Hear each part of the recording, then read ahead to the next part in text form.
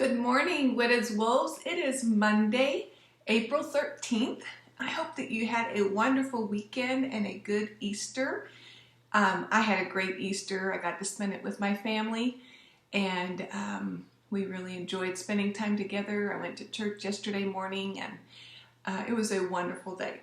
Hope your weekend was good, that you enjoyed some time outside in the sun and enjoyed time just relaxing and spending time with your family.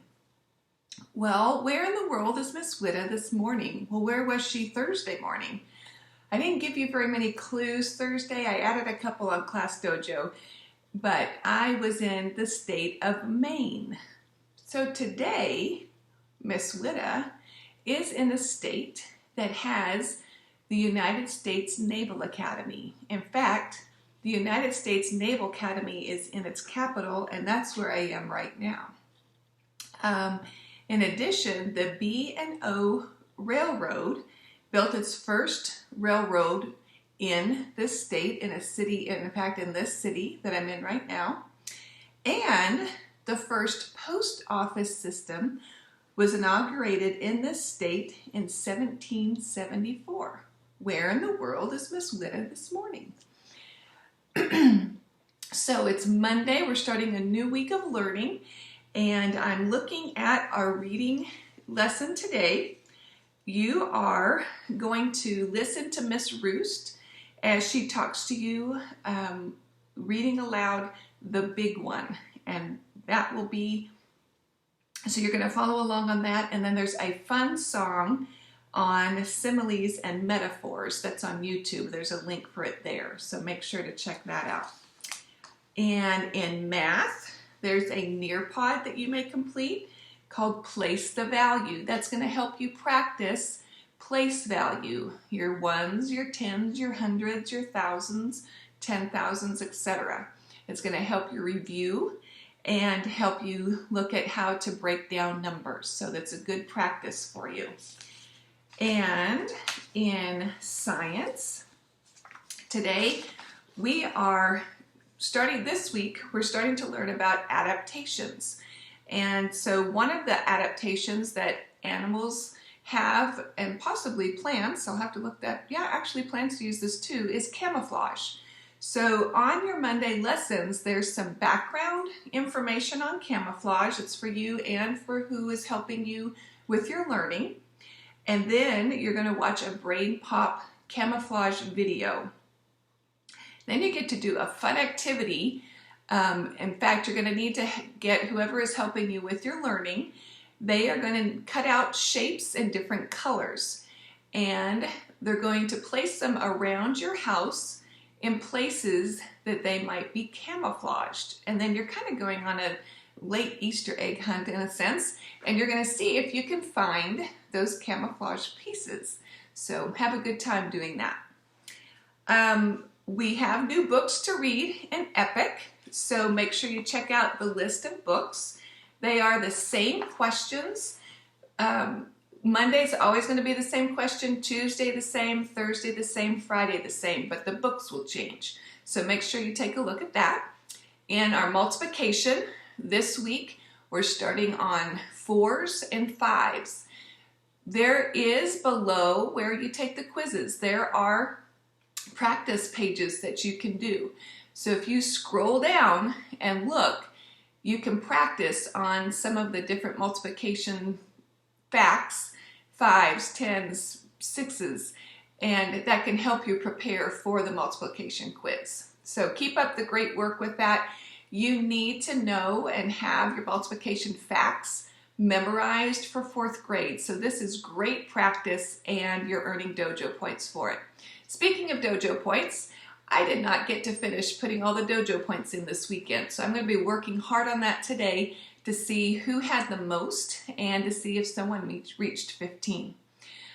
All right, so let's go ahead and go on to Freckle Juice. We read chapter 1, and let me get there real quick. So, we know that Andrew wanted freckles, Nikki Lane had freckles, and And the girl, Sharon, that Andrew did not like, said she knew how to get freckles. Let's find out what she has to say. That night, Andrew had trouble sleeping. He kept thinking about freckle juice. Maybe the reason no one in his family had freckles was because no one knew the secret recipe. If they never even heard of freckle juice, then how could they have any freckles? It figured. Andrew didn't like the idea of paying Sharon for anything. And 50 cents was a lot of money. It was 5 whole weeks of allowance. But he decided that if Sharon's recipe didn't work, he'd ask for his money back. It was easy. The next morning, Andrew turned the combination of his safe bank to just the right numbers. 4 on top, 0 on the bottom. He took out 5 dimes. He trapped them in a tissue and stuffed the whole thing in his pocket. He didn't have time to wash his ears or neck or anything. He wanted to see Sharon before the last bell rang. "Bye, Mom," Andrew called. "Andrew Marcus, wait a minute." His mother hurried over to him. She almost tripped on her long bathrobe. The curlers in her hair scratched Andrew's face as she checked his ears and neck. "Please, Mom, can't we skip it this once?" Andrew begged. Mrs. Marcus stepped away from Andrew. She pointed a finger at him. "Okay," she said, "I'll let you go this time, but tomorrow I'm looking again. And, Andrew, zip up your pants." Andrew looked down. Zippers were a pain. "This afternoon, when you come home, I'll be next door. Mrs. Burrows invited me over to play cards. You come get the key from me, okay?" "Sure, Mom, okay." Andrew raced to school. He could hardly wait to see the secret recipe. First, he'd look at it, and if it didn't seem any good, he just wouldn't pay. And here's a picture of Andrew's family, showing you that none of them have freckles. And here's a picture of his mom talking to him with curlers in her hair. Sharon was already at her desk when Andrew arrived. He went right over to her. "Did you bring it?" he asked. "Bring what?" Sharon opened her eyes real wide. "You know what? The secret recipe for freckle juice." "Oh, that. I have it right here." Sharon patted her pocket. "Well, let's see it." "Do you have the 50 cents?" Sharon asked. "Sure, right here." Andrew patted his pocket. "I'm not going to show it to you until you pay," Sharon said. Andrew shook his head. "Oh, no. First, I want to see it." "Sorry, Andrew. A deal is a deal." Sharon opened a book and pretended to read. "Andrew Marcus," Miss Kelly said, "will you please sit down? The second bell just rang. This morning we'll begin with arithmetic." That's a fancy word for math. "Nikki, please pass out the yellow paper. When you get your paper, begin working on the problem on the board." Andrew went to his seat. Then he took the tissue with the 5 dimes out of his pocket. He held it near the floor and aimed it towards Sharon. She sat in the next row. Sharon stuck her foot out and stepped on the tissue. Then she slid it over until she could reach it with her hand. She bent down and picked it up. Miss Kelly didn't notice. I'm sure none of you do this during class.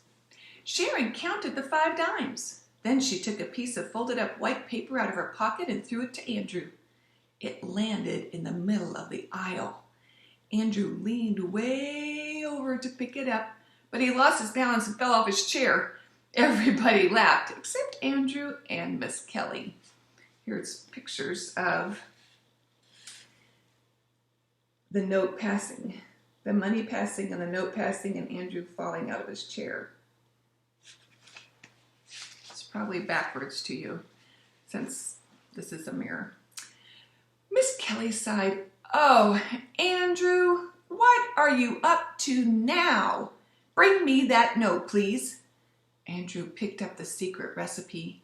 He didn't even have a chance to see it. It wasn't fair. It cost him 50 cents for nothing. He handed it to Miss Kelly. She read it. Then she looked up to him. "Andrew, you may have this back at 3 o'clock. She put it in her desk. "I don't want this to happen again. Do you understand?" "Yes, Miss Kelly," Andrew mumbled. "Good. Now let's get that arithmetic done." Miss Kelly wasn't bad, Andrew decided. She could have ripped up the recipe, or sent him to the principal's office, or even made him stand outside in the hall by himself. Andrew could hardly wait for 3 o'clock to come. He didn't bother counting Nicky Lane's freckles. Soon he'd have his own. When the second bell finally rang and the class marched down the hall, Andrew went up to Miss Kelly. She held the piece of white paper and waved it at him. "Here's your note, Andrew. I have the feeling it's important to you, but from now on you must pay attention in class." Andrew took the recipe from Miss Kelly.